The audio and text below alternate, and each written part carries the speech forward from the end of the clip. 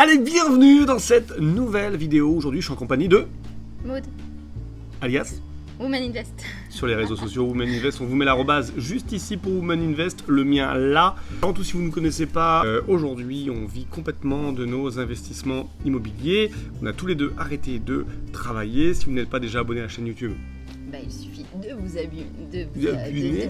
activez la cloche pour recevoir toutes les vidéos et ainsi pouvoir apprendre sans se prendre la Tête. C'est très important. Parce Ça, que c'est sinon- notre philosophie. Mais surtout qu'on n'apprend pas bien. Sinon, Bah, c'est ça. Allez, on se retrouve aujourd'hui sur un nouveau sujet. De quoi va-t-on parler, ma chérie? Souvent, une question qui revient, c'est combien de biens pour pouvoir être rentier? On va vous répondre aujourd'hui suivant deux axes, deux stratégies. On va faire le point. Avant tout, être rentier, la définition, elle est propre à chacun, j'ai envie de dire. Exactement. On a tous une notion qui est complètement différente. Pour certains, ça va être 1000 euros par mois. Exactement, on n'a pas tous les mêmes besoins, les mêmes ambitions, les mêmes objectifs dans le fait d'être rentier. Il y a des personnes qui vont avoir besoin de 1000 euros pour vivre, d'autres de 5000, d'autres de 10 000, peu importe. Donc surtout, quand on veut être rentier, c'est surtout de ne pas se comparer aux autres.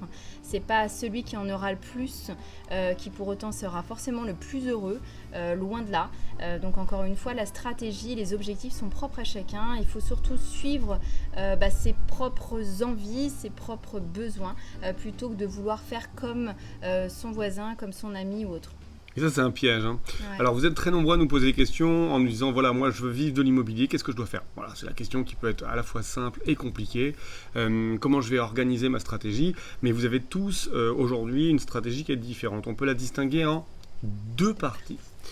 La première partie, les gens carriéristes qui veulent faire du patrimoine. Exactement, puisque après, encore une fois, les personnes qui veulent investir dans l'immobilier n'ont pas forcément l'objectif de la liberté financière grâce à l'immobilier, mais plutôt dans un objectif de constitution de patrimoine, dans un objectif de protection des enfants, de la famille ou alors de la retraite. Pour toutes les personnes qui aujourd'hui travaillent déjà, soit vous avez un business sur Internet, soit vous avez un business en physique, soit vous êtes dans une très grande entreprise, vous êtes assimilé cadre. Et vous aimez ce que vous faites surtout. Vous adorez, vous C'est kiffez. important, je pense que ça c'est le plus important d'ailleurs. Et vous voulez développer un patrimoine pour qu'au moment où vous serez en fin de carrière, vous puissiez vivre de votre investissement.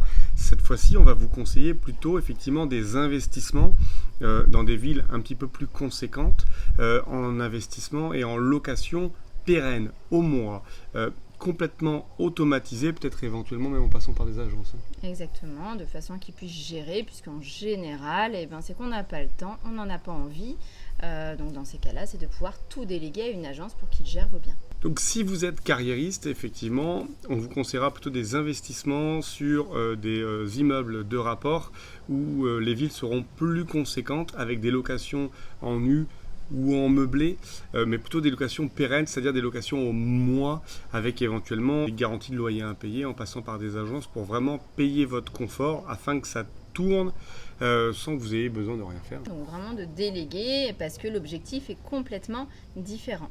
Et ensuite, il y a une deuxième partie. Deuxième stratégie, deuxième cas de figure, cette fois-ci, vous voulez mouiller le maillot, vous voulez y aller, vous allez chercher votre liberté financière, vous êtes prêt à travailler, mais surtout développer votre parc. Cette fois-ci, on va plutôt conseiller des investissements avec de la location courte durée.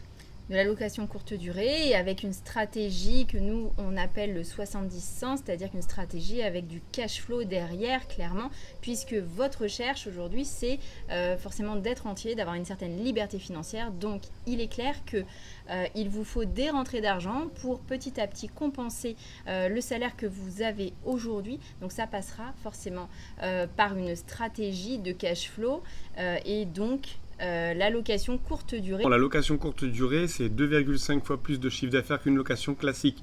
Donc on peut imaginer qu'effectivement pour un investissement, par exemple un F2, où vous serez habituellement à 500 euros de rentrée locative par mois en location pérenne, cette fois-ci vous êtes à 1500 euros par mois en location courte durée. À cela on va enlever un tiers de crédit, un tiers de charges qui pourraient correspondre au consommable, à l'entretien, à la femme de ménage, et un tiers de cash, ce qui veut dire que dès le premier mois, avec un bien, on serait à 500 euros de cash flow. D'accord ?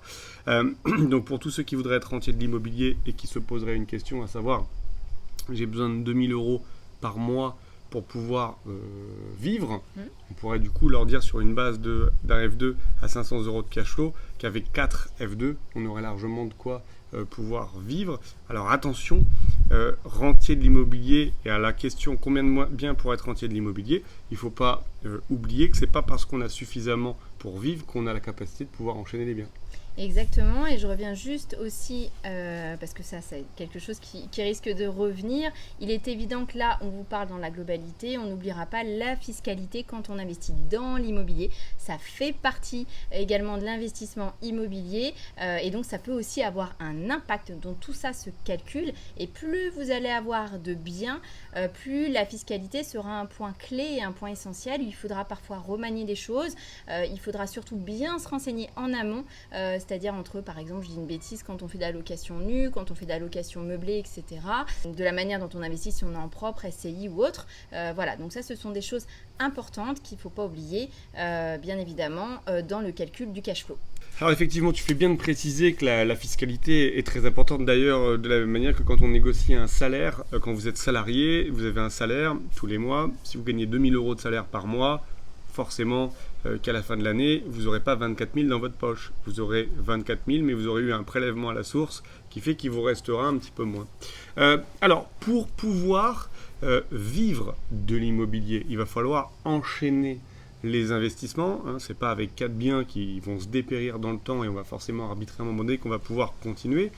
Et pour cela, il va falloir mettre en place une stratégie, car si vous souhaitez vivre de l'immobilier et que vous souhaitez arrêter, il va falloir tout de même que vous puissiez rassurer la banque pour enchaîner les investissements, et ça on vous propose une prochaine vidéo. Exactement, une prochaine vidéo dans laquelle on va aborder ce fameux sujet qui vous permet, où on va vous parler justement de comment pouvoir enchaîner les investissements immobiliers quand on est rentier. Donc comme ça vous aurez la solution, prochaine vidéo. Donc n'hésitez pas à vous abonner à cette chaîne YouTube, à la liker si vous avez apprécié, si vous avez aimé des choses, si vous nous avez découvert, n'hésitez pas à nous écrire un petit commentaire également, ça fait toujours plaisir et ça permet de référencer la chaîne. Quant à nous, on vous dit à très vite pour de nouvelles vidéos. À bientôt, ciao ciao.